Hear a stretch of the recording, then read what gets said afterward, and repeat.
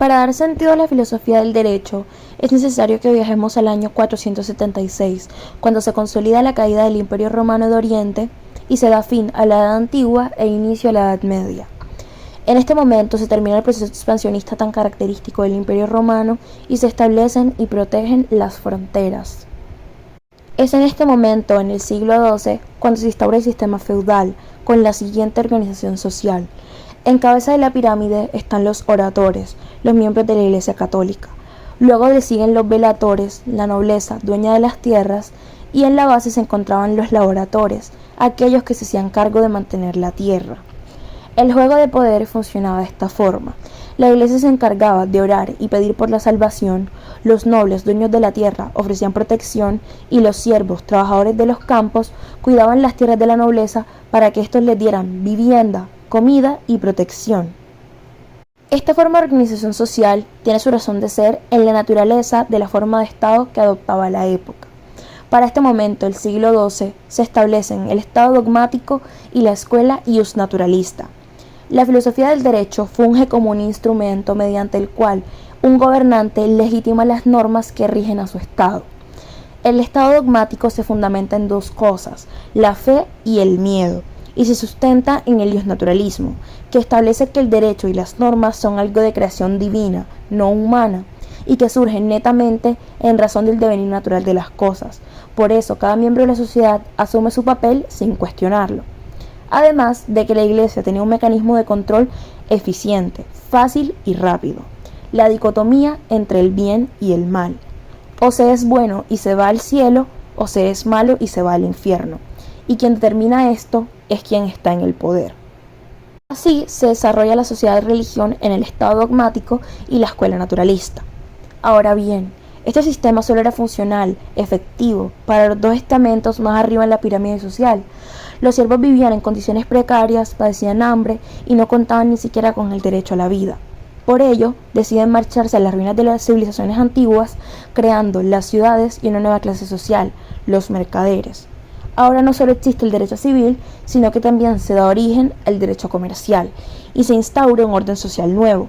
La iglesia continúa en la cima, la nobleza le sigue, pero ahora los mercaderes se toman un lugar y encuentran su cima por encima de los siervos. Se instaura el estado conductual en el que la iglesia perpetúa su poder no solo mediante el miedo, sino también mediante acciones.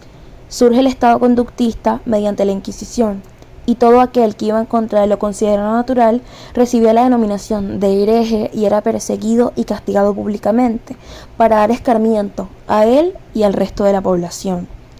Con la aparición de los mercaderes, la nobleza fue perdiendo poder, convirtiéndose en una institución cada vez más pequeña, pero obviamente no iban a dejarse morir tan fácil, no.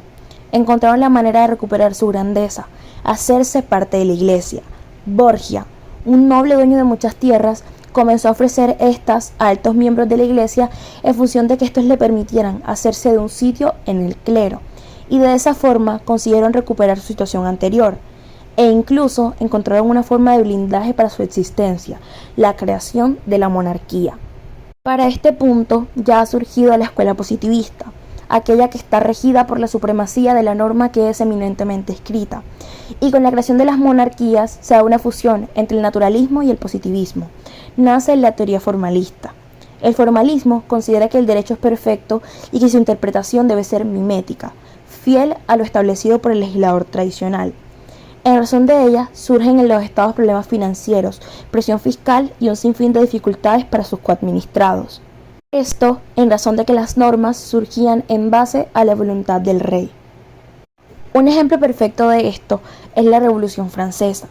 La monarquía se ve envuelta en problemas financieros y la nueva clase social, la burguesa, quienes tienen ahora el capital, consideran que deben tener también el poder político. Así que crean el concepto de pueblo y convencen a una parte de la población que pelee una guerra por ellos, una guerra por el poder. El positivismo toma fuerza posteriormente por la creación del Código Civil francés a manos de Napoleón Bonaparte, aunque el naturalismo sigue en pie, ya que éste dice que su idea surgió por inspiración divina. Posteriormente se da la Revolución Industrial y las economías dan un giro drástico. De esa misma forma lo hace la pirámide social, ahora conformada por burgueses y el proletariado. Se crea una herramienta para mantenerse en el poder, la educación y enseñan a los trabajadores aritmética, lectura, escritura no, porque de cualquier forma no la necesitan, dado que su labor es solo seguir instrucciones a rajatabla. Y por último, la más importante, les enseñan obediencia. Y de esta forma se quedan también con el poder económico. En razón de la democracia, era necesario encontrar una estrategia para no perder el poder político. Así que el positivismo les sirvió de herramienta, dado que si el rico hace la ley, no importa quién se quede con el poder, pues es él quien hace las normas.